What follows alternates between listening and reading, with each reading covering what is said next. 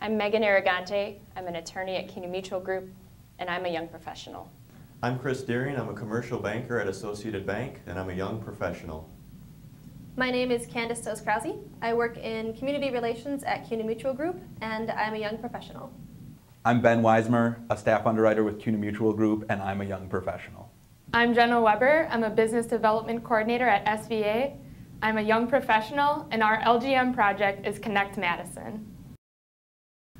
What drew me to this project was what I see in our workplace at Associated Bank. My role is in business development, and I've noticed during my time there that there seems to be the senior level managers that have their relationships in the community that have worked, spent all their career working to identify these relationships and build those relationships.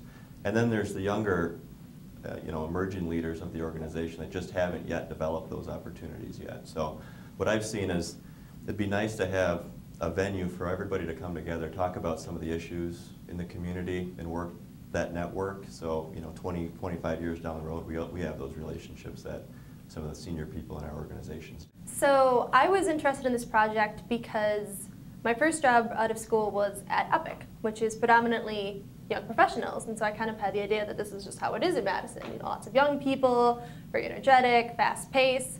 And then when I left Epic and got a job at CUNY Mutual Group, it was kind of polar opposite. It was a much higher average age for the workforce. And it struck me as kind of off balance that granted they're extremes, but that there are these two dichotomies that were so different from each other. And why aren't more workplaces in Madison kind of a balance of young professionals, people who've been there for a while, and kind of this mix of different perspectives and ideas. And so I wanted to kind of see how we could change that or why that was. What drew me to this project is after graduating from the Wisconsin School of Business, I really started to notice that there was a gap. There was this kind of bubble that was the University of Wisconsin campus, and then another big group, which was younger families and older professionals in the community. And it was a lot more difficult once you weren't a student to connect with people your age or find professional development opportunities that were really geared to where you were in just the beginning phases of your career. Before we dive into the nuts and bolts of the outcome of our project, the key question is, what is a young professional? And if you go online, Wikipedia will tell you one thing, Google will tell you another. So from our perspective, a young professional is someone between the ages of 20 and 35. And there's a few unique traits about young professionals. Young professionals grew up with computers. They have access to social media. It's on their mind. They're the most diverse generation in our history. They're also the most educated. So they're a thriving group that's coming up. It's expected by 2020, 46% of the workforce will be a millennial or young professional. In Madison, young professionals are represented sort of in different ways throughout industry. You won't be surprised that they're most heavily represented in information technology, and I think we all know that that's Epic. But they're underrepresented in some of the core employment areas, such as manufacturing, financial services, and government jobs, some of the bread and butter industries here in Madison. And so what that tells us is that perhaps there is a young professional gap in Madison. But at the same time, you hear lots of hype. We're the best city for young professionals, the best college graduate town, et cetera. The list goes on from national publications. But when you actually look at the data, the facts don't necessarily reflect that. There's lots of talk about brain drain. And what does that really mean? The reality is we're losing people here at a faster rate than our sister states. So Minnesotans are staying in Minnesota, but Wisconsin's bread and butter is leaving. The other thing we find is that culturally there is a disconnect between millennials and the next generation in terms of the workforce. And employers need to start thinking about how can we keep our young professionals. And a big reason for that is that people are retiring. The baby boomers aren't going to work forever. Even with the financial crisis, people will retire. And you'll see a huge absence of workers. And so that's why it's really important to start planning now. And so that's why this group tries to answer the question of, how do we keep young professionals in Madison?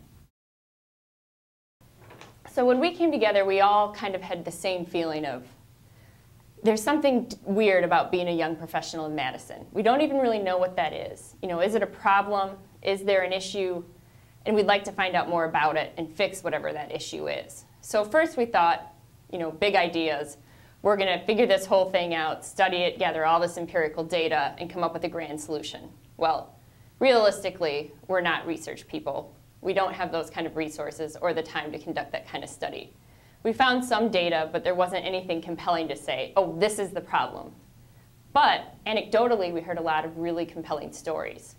And that told us that if there was a story to tell or a study to do, it was really on that personal experience. We thought about the different avenues we were exploring in terms of the community piece, the employer piece, or the employee piece. And along the way, we decided to leverage the resources in the community to help us get to our end result. We talked to some great people.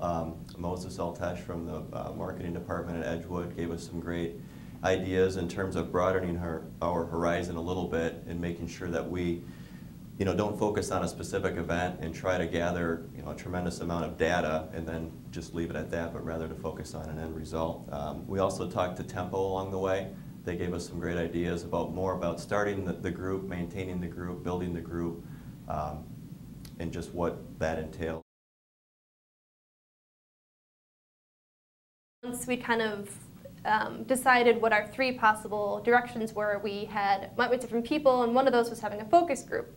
So we just kind of gathered a bunch of our friends and friends of friends, and we had 25 people from 18 different companies in the Madison area who met together for pizza and beer and kind of answered a set of questions to address this issue. And coming out of that, it solidified our focus on the young professional as an individual. So personal development, community engagement, things like that.